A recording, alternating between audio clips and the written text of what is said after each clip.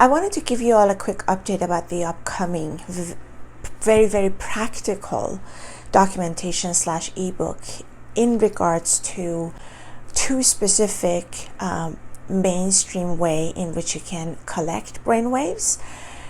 One of them is hardware, one of them is software, and the reason I'm doing it is because students and researchers, generally speaking, especially if they are using the commercial hardware and software that is readily available on the market, sometimes have a little bit of a hard time to connect the two and to be able to use them, if you will, because the setup, the data analysis, data collection are not really smooth forward, and a lot of times they're not compatible with one another. For this particular documentation and ebook that I'm talking about, I'm going to be focusing on Emotiv EPOC and EEGLab. In my previous videos, I did cover some of the main steps that were important. However, now I want to give you a bit of an overview of what's coming, because judging from all the questions that we read and hear from students and researchers who are using this commercialized hardware and software, more specifically, let's say Emotiv and EEGLab, if you're interested, it's the compatibility issues, as I mentioned, is extremely hard, and a lot of times we're also in a hurry. We're bumping into issues that we did not anticipate, and as a result we kind of sit there scratching our heads and not knowing what to do. And so in this ebook, I'm really trying to share with you all the issues that I had and how I overcame with it, and really make it extremely practical in a way.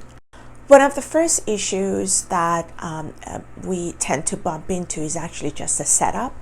But the good thing is that the setup, because it's just a one-time thing, and we need to do it in the beginning of the research or in the beginning of the project, essentially once we do it, we're kind of done with. And so that's how the ebook starts, just with the setup. But the setup could be tricky too, because it's actually, you do it only once and then you forget about it. And so if you change computers or whatever, then you need to sort of do it again.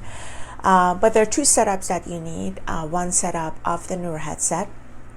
You need to pair it with a laptop or computer that you're working with. You also need to set up the sensors, hydrate them, etc. And also the EEGLab. You need to install it, make sure that you actually have the right equipment, a right laptop, a right computer in order to do that. But all that is very well documented already.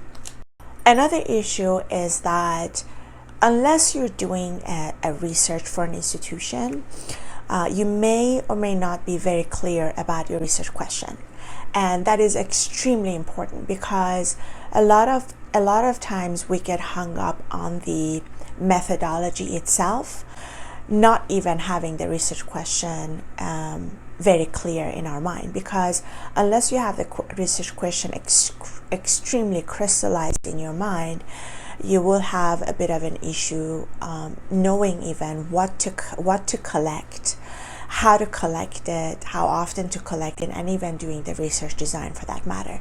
And so that's another thing that I always suggest, is that before you even start with any research, be sure to have your research question extremely clear before you even think about the methodology. But I'm assuming that because you're this far, you already have that. But if you don't, once you have all that set up, in other words, you have your hardware, software set up, you also have your research question and research design, obviously, then you're kind of at that point pretty advanced in terms of what type of data you are collecting.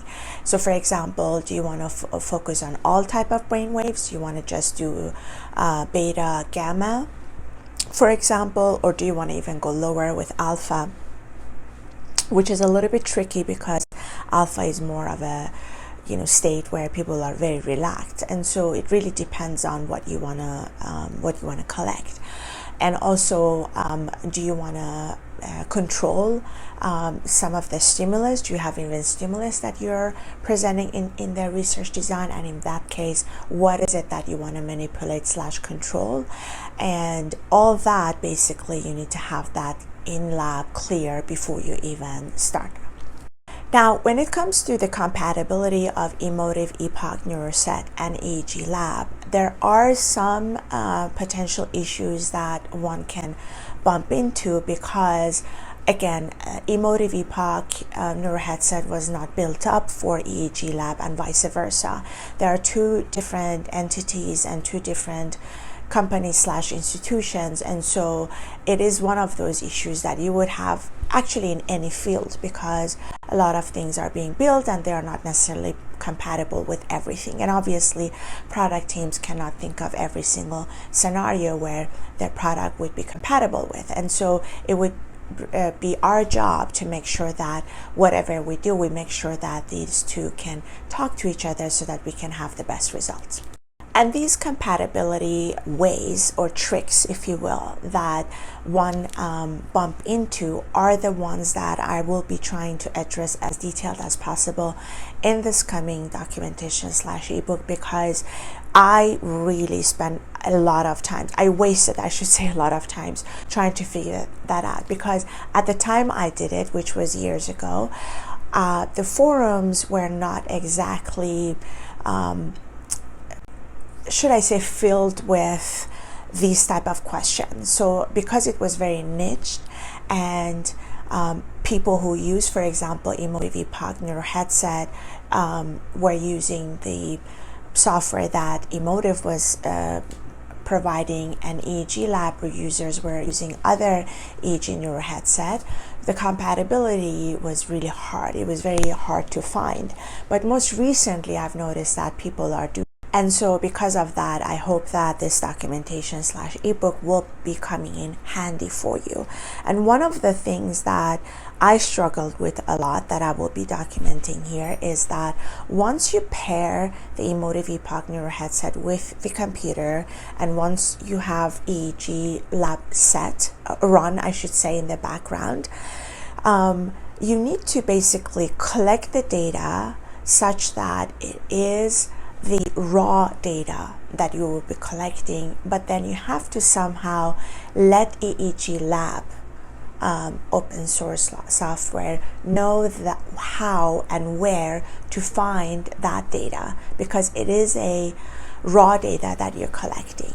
So that is what becomes a little bit tricky, because you need to tell exactly where to find these data and document was text file, and there must be a way, for example, in this case for EEGLab, to be able to find these text files where Emotiv EPOC Neuro Headset dumps the raw data.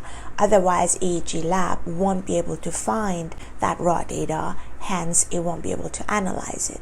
And so those are the some small tricky parts that I'm going to address as tips and tricks for the EEGLab to be able to find it, because for EEGLab, for it to analyze it, needs to know exactly where to go and find those. And there are ways in which you can have this, for example, text files, enter them in specific rows and columns so that EEGLab can read it and then go and pick up that data.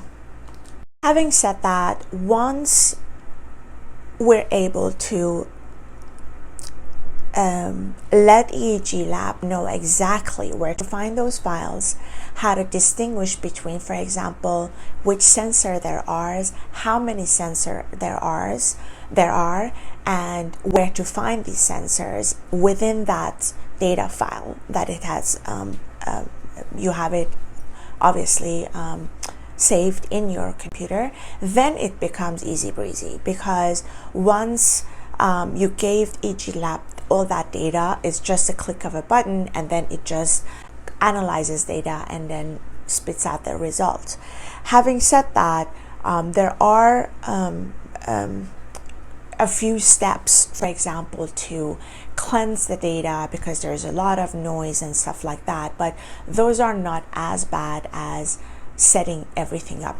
And then once you give EEGLab the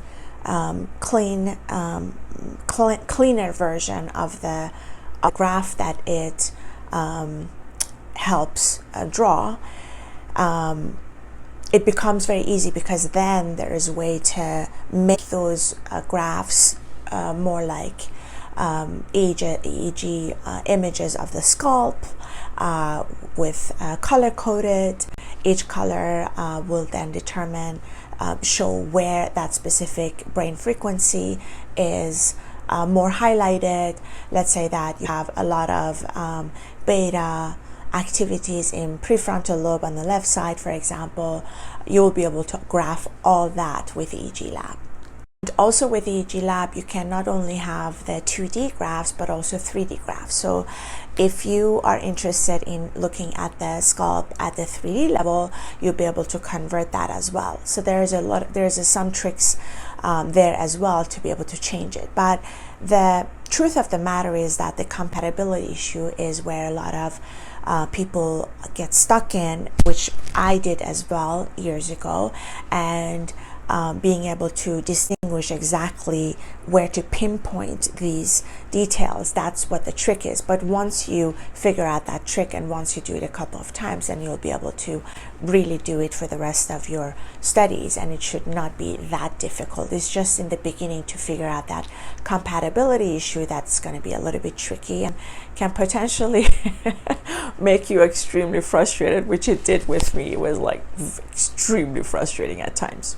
That's one of the main reasons I'm actually writing this and documenting it, and I'm going to be very specific. So it's going to be just for Emotiv EPOC Neuro Headset and just EEGLab.